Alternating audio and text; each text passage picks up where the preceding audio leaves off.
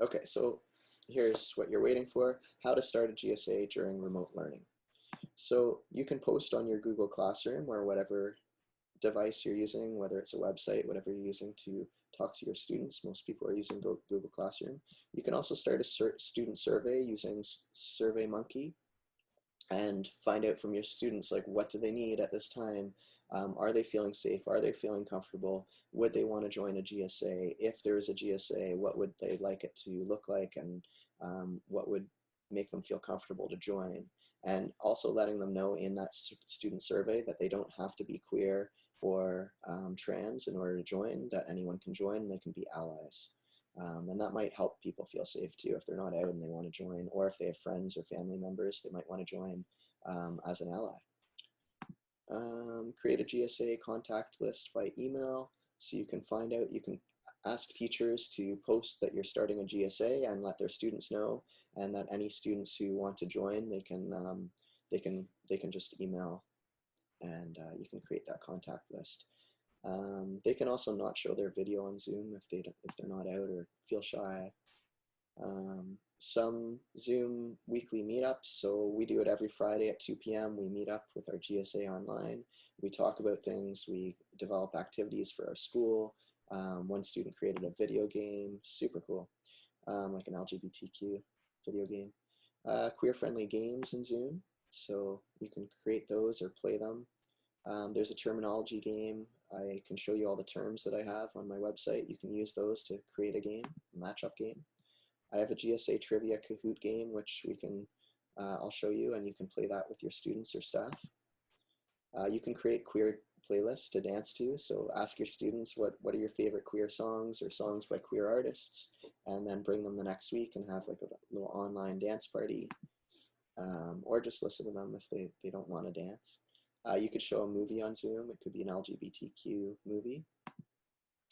You could have queer poetry, so they can bring some queer poetry, or you can bring some, or both, and read together poetry by queer artists.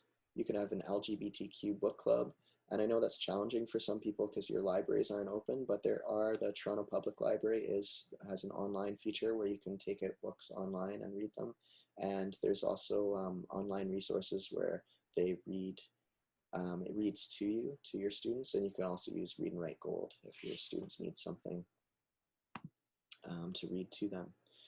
Create a video about GSAs, and the book club, it doesn't have to be just for older students. You can use picture books, and picture books are also good for older students. So lots of things you can do there. Create a video about a GSA, so you can have your GSA create like a PSA about your GSA and then send it out to the rest of the school. It's fun. You could create a queer zine, get your students to create one. They could all participate and do little comics. And you can brainstorm these ideas with your GSA to have more ideas. There's also, EGAL has created lots of incredible resources, and there's also lesson plans from, this is British Columbia Teachers Federation.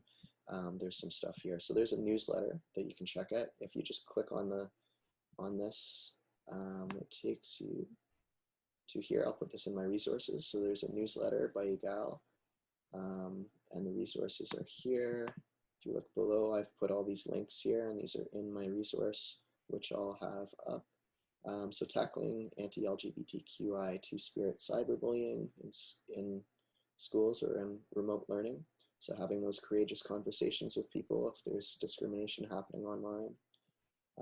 Mental health tips, supporting your gender diverse, and this is specifically during the pandemic, okay, mental health tips, supporting your gender diverse child. There's a movement challenge for LGBTQI two-spirit, and the impacts of COVID on our queer community. Okay, so lots of really great resources here that you can check out. There's also lesson plans if you go here. Okay, so these are divided by different grades. Fairy tales and gender roles, what is a family, the boy who wanted to be a dancer, First Nations perspectives on gender, so beautiful, gender variance, gets better, so many different resources here, okay, that you can check out. So I've also created my own resource list. If we click on this, we can go to my resources. There's my students poster and video. There's a really great article here on the importance of listening to trans folks, stating your pronouns we talked about to create a more inclusive environment. If you mess up somebody's pronoun, it's okay, don't make a big deal out of it, just apologize and move forward. You're just gonna make it more awkward by over apologizing or making a big deal out of it. Use gender inclusive language, folks, students, humans, wonderful humans, beautiful humans. Recognize that being trans is not about how someone looks. Okay, so we talked about that as well. Accept that just because you don't understand an identity doesn't make it not real. And show up for the trans community. So some really great tips in here. You can read the whole thing if you want. Ted made that for GLAAD, for youth engagement.